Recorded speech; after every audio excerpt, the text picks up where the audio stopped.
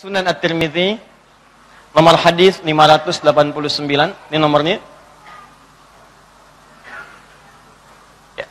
Saya tuliskan dulu referensinya, nanti kalau ada yang tanya, Anda bisa jawab. Kemudian yang kedua, kita bisa nyaman dalam beribadah karena punya landasan dalil dan argumentasi. Haddatsana qala Rasulullah sallallahu alaihi wasallam, dari Anas bin Malik, semoga Allah meridai kepada beliau menyampaikan Rasulullah sallallahu alaihi wasallam pernah bersabda, perhatikan kalimatnya, man shallal ghadata fi jama'atin. Man shallal ghadata fi jama'atin. Thumma qa'ada yadhkurullaha. Ada riwayat lain, thumma yaq'udu yadhkurullaha. Thumma shalla rak'ataini hina tatlu'u asy-syamsu. Fakana 'alaihi ka ajri hajjin wa umratin. Tamatun tamatun tamatun. Paham? Bismillah. Yuk lihat, fokus baik-baik. Saya tuliskan hadisnya. Man shalla, saya akan bahas per huruf ya, atau per kalimat. Man shalla al-ghadat fi jama'atin.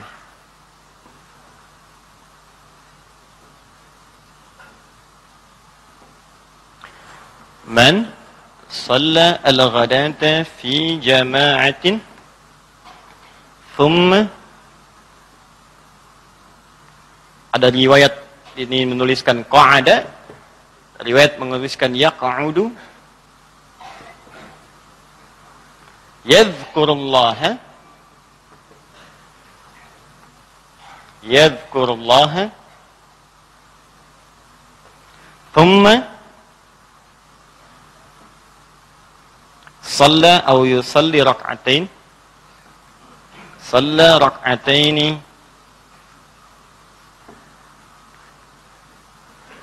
saya sengaja tuliskan supaya nanti kita jelaskan akan lebih sempurna pemahamannya dibanding saya jelaskan secara umum saja ya. Hina tatlu'u asy-syamsu, di riwayat lain fi bidayatid duha, hina tatlu'u asy-syamsu.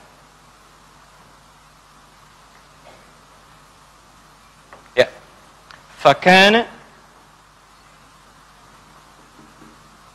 alaihi ka ajri hajjin wa umratin. Tamatun tamatun tamatun. 3 kali disebutkan. Ya. Kalau bisa hafalkan ini ya. Ya, pahami. Kalaupun tak hafal, yang penting maknanya kita pahami dengan baik. Ya, paling gampang hafalkan akhirnya. Tamat, tamat, tamat gitu ya. Ya, bismillah. Ya, kita lihat pelan-pelan. Bagi Anda yang tersambung, bisa dimanapun Anda berada, insyaallah Anda bisa tangkap secara langsung screenshot dari hadisnya, kita pelajari dengan baik insyaallah. Yuk kita mulai pelan-pelan ya. Fokus ini. Man shallal ghadat. Man. Yang ini itu sering diartikan barang siapa atau siapapun. Dalam gramatikal bahasa Arab di ilmu nahwu, man itu disebut ismun mausul. Ya, yadullu 'alal fardiyah. Huruf yang menunjuk kadang ke subjek atau objek, tapi menunjuk secara personal ke setiap orang. Jadi bisa berlaku untuk laki-laki misalnya, untuk perempuan, mau besar, mau kecil, mau tua, mau muda, yang menunjuk kepada personalnya. Jadi setiap orangnya, nggak bisa diwakili oleh orang yang lain. Ya, jadi ada yang menunjuk kepada setiap orangnya, ada yang menunjuk ke banyak orang.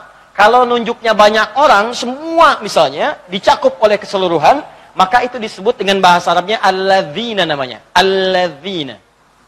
Jadi kalau sudah alladzina, itu sudah nggak bicara laki-laki, perempuan, tua, muda, semua. Dimasukin semuanya ke situ. Dicakup keseluruhannya.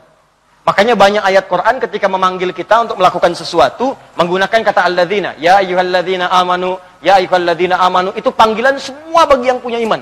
Dimasukkan keseluruhannya ke situ. Ya, jadi semuanya masuk dalam konteks itu. Disebutkan 1080 kali dalam Al-Quran. Alladzina. Tapi kalau sudah man, maka ini sifatnya personal. Setiap orangnya. Jadi seakan-akan Nabi menawarkan, nih bagi siapapun. Baik itu laki-laki, mau perempuan, mau tua, mau muda, mau kaya, mau cukup. Saya berikan kesempatan yang sama, kata Nabi. Kalau Anda ingin mendapatkannya, Anda punya peluang yang sama. Tidak dibedakan oleh apapun. Tidak dibedakan oleh usia. Tidak dibedakan oleh kekayaan harta benda. Tidak dibedakan oleh kedudukan. Kalau Anda ingin, Anda bisa dapatkan ini. Tapi ini nggak bisa diwakilkan. Anda pimpinan di kantor misalnya, tiba-tiba, ada hadis Nabi nih, tolong wakili saya mengerjakan itu.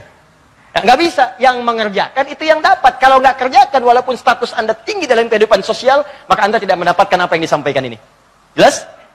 Nah, jadi tawarannya, ini berlaku bagi siapapun yang merasa imannya kuat, menengah ataupun lemah, punya peluang yang sama dengan yang lainnya. Apa tawarannya? Kata Nabi, siapapun, laki-laki, perempuan, tua, muda, besar, kecil, dan lain sifat lainnya, shallal ghadata, siapa yang menunaikan salat subuh. Subuh punya 3 nama. Satu, saya jelaskan ya. Anda jarang mendapatkan keterangan ini, hati-hati. Karena Anda harus cari beberapa kitab untuk menyempurnakannya. Subuh punya setidaknya 3 nama.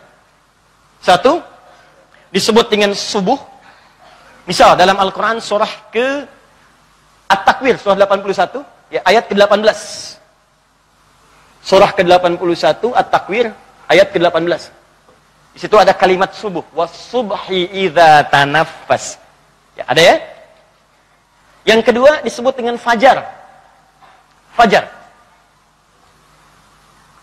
Ada Quran surah Al-Fajr, surah ke-89, wal fajri walayalin ashr. Tentang salat subuhnya di Quran surah 17 ayat ke-78, paling kiri sebelah atas. Quran surah 17 ayat 78. Aqimis sholata liduluki syamsi ila ghasaqil laili wa qur'an al-fajr. Inna qur'an al-fajr kana mashhuda. Kata Allah, tunaikan salat dari sejak matahari tergelincir siang, zuhur sampai ke malam, zuhur, asar, maghrib, isya. Khususnya subuh, kata Allah.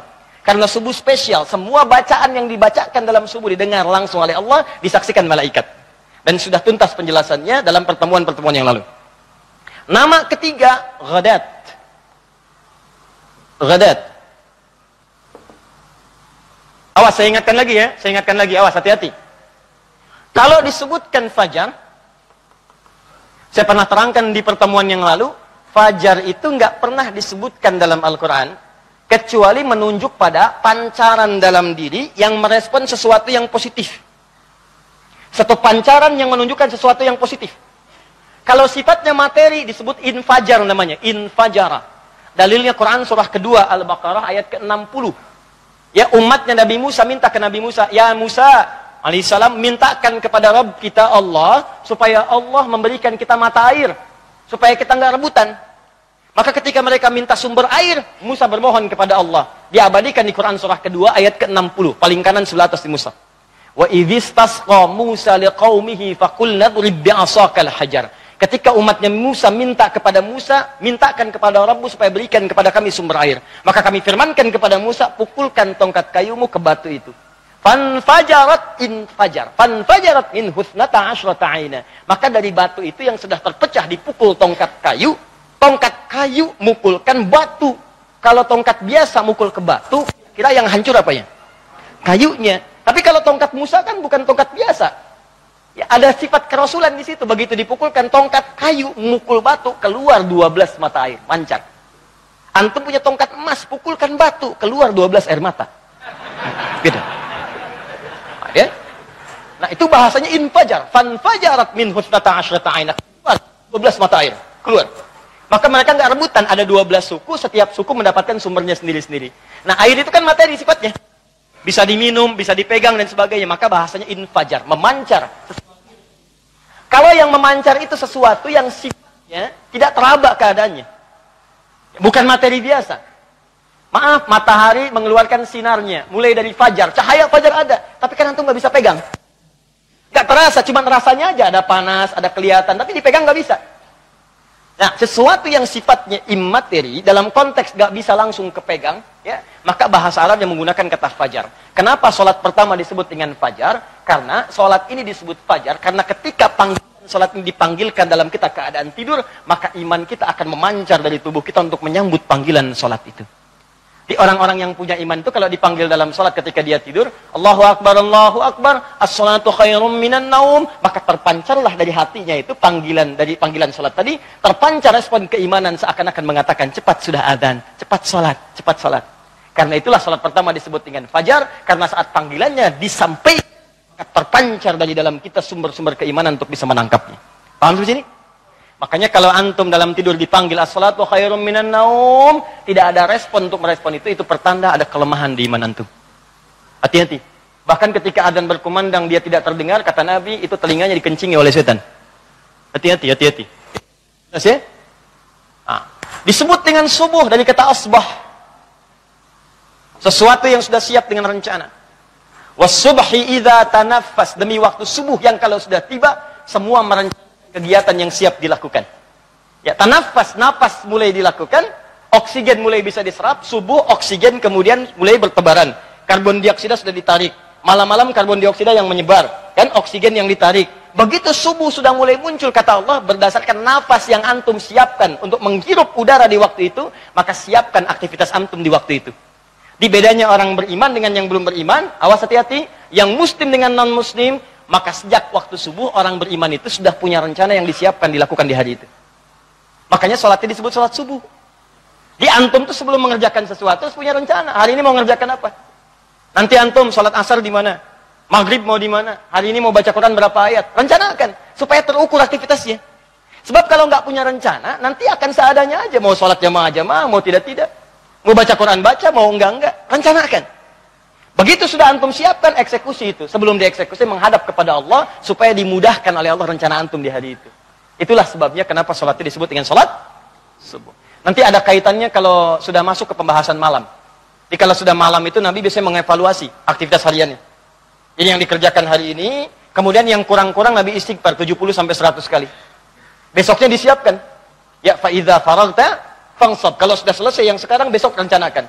Besok saya akan mengaji di tempat A, sholat berjamaah di mana, baca Quran berapa ayat, menghafal berapa ayat, sodakoh berapa anggarannya untuk besok. Begitu besok disiapkan, bangun lagi subuh, maka sholat kita menghadap kepada Allah, memudahkan semua rencana-rencana tadi.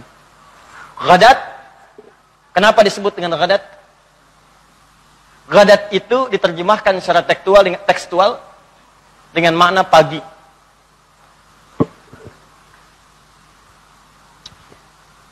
Tapi asal katanya, kata ghadat ini, dia punya kemiripan dengan kata ghada, yang berarti sesuatu yang punya banyak manfaat dan energi. Makanya orang kalau makan siang, orang Arab menyebutnya dengan ghada, taghadda.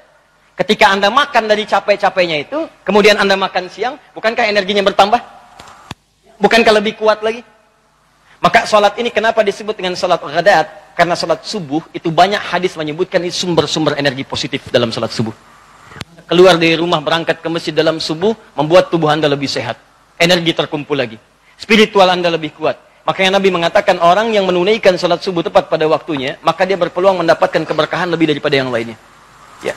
Al-barakatu fi bukuriha. Banyak keberkahan pada awal waktunya. Maka teman-teman sekalian, kata dalam hadis ini, Nabi memperkenalkan nama yang ketiga. Tidak menyebutkan man sholat subha, tidak menyebutkan man sholal fajra, tapi menyebutkan man sholal ghadat. Karena kata subuh sudah diterangkan dalam Al-Quran, kata fajar sudah ada dalam Al-Quran, maka kata ghadat disebutkan oleh Nabi SAW. Seakan-akan ingin mengatakan, hei, ayo cepat berangkat subuh, jangan terlambat, tunaikan di masjid, kerjakan berjamaah. Karena ketika Anda mengerjakan sholat di awal waktu, akan Anda dapatkan energi-energi positif dan waktu-waktu yang lainnya. Itu maksudnya. Jelas ya?